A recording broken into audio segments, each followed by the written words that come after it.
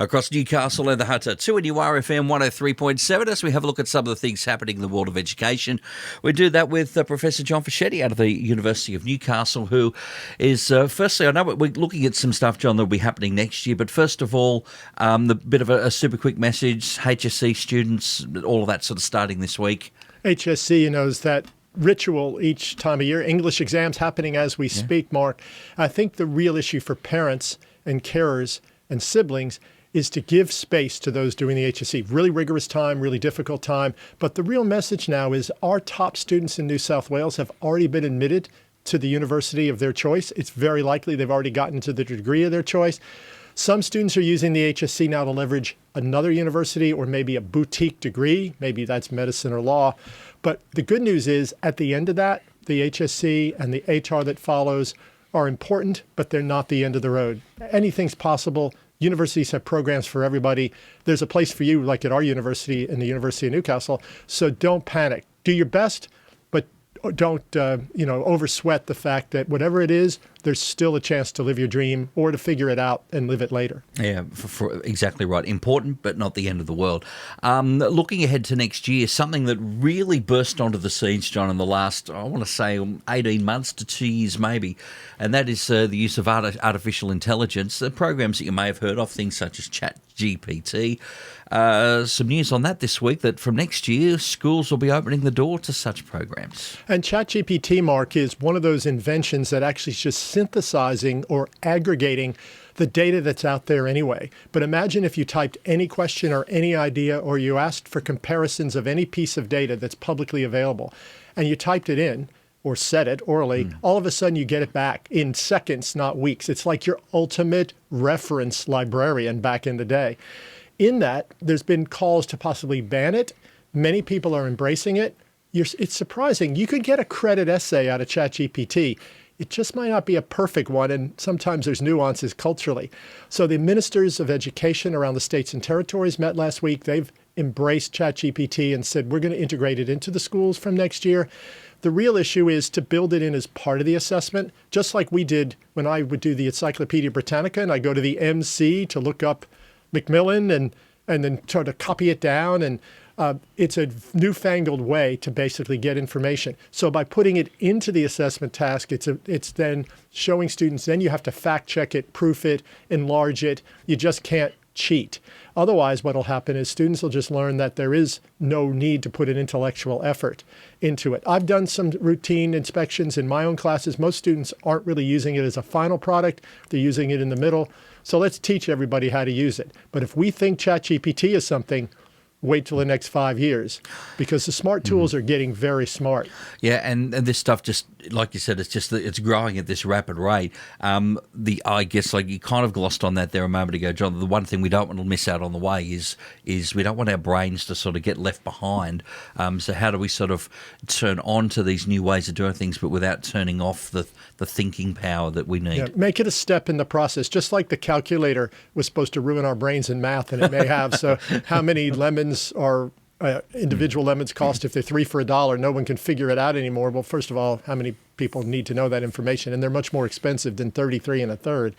But I think it's the same thing, is how will we use this to create opportunities to look for other information? So what does ChatGPT say? What does some of the research say? And form your own opinion and back it up.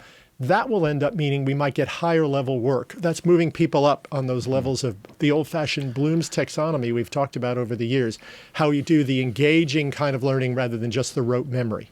Yeah, and that's the trick, isn't it? We can't turn off to these technologies because they're here whether you embrace them or hide in the sand. The calculator is the classic one.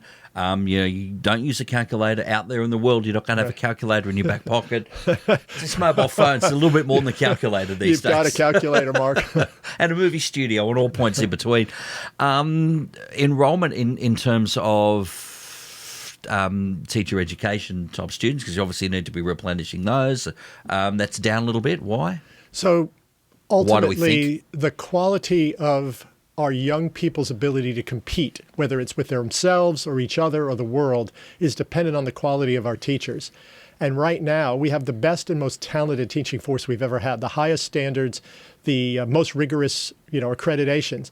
But Mark, the wackiest thing has happened on our way out of a pandemic or our response to a pandemic, and that has been that our young people coming out of school are turning away from teaching. Last year, 25% in New South Wales and across Australia. This year, at least that much. And it's a Western issue all around the planet now, Year 12 students not coming to teaching. That means for a 4-year degree, 25% fewer all the way through 4 years. And behind that, we're already 2,100 secondary teachers down in New South Wales, 4,100 in the next 3 years. The problem's going to get actually worse. Those same skills around we were just talking about with ChatGPT, who's going to be teaching the math and the science and the English and the history is a real concern.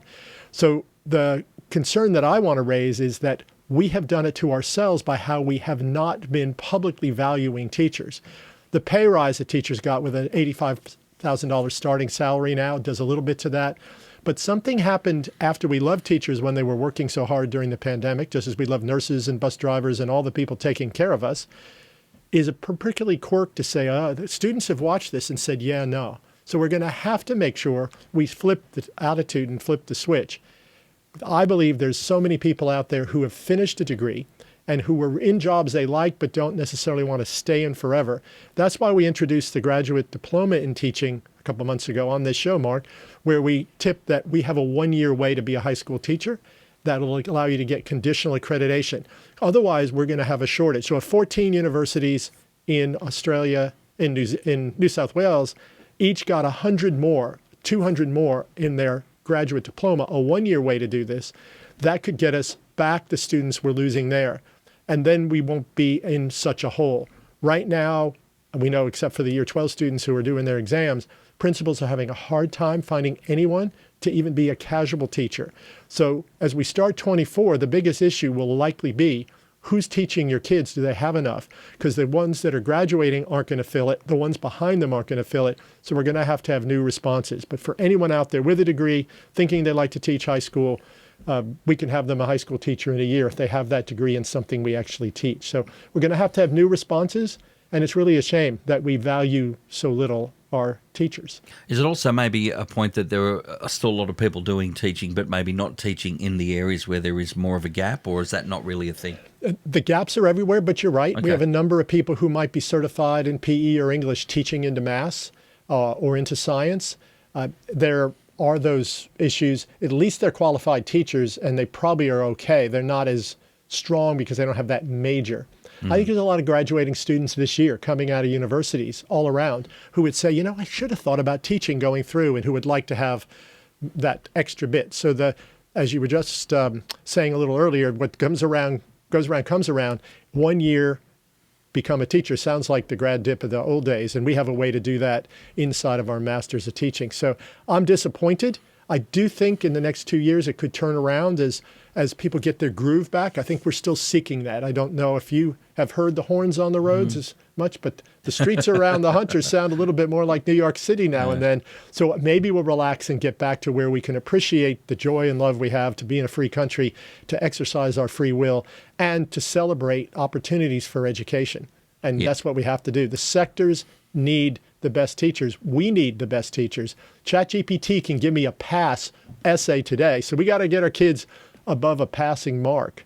I think some of those horns on the road could be from all the roadworks, as necessary as they are. But namaste. A couple of years to go. All right, John, thanks as always. We'll talk to you next time. Thanks, Mark.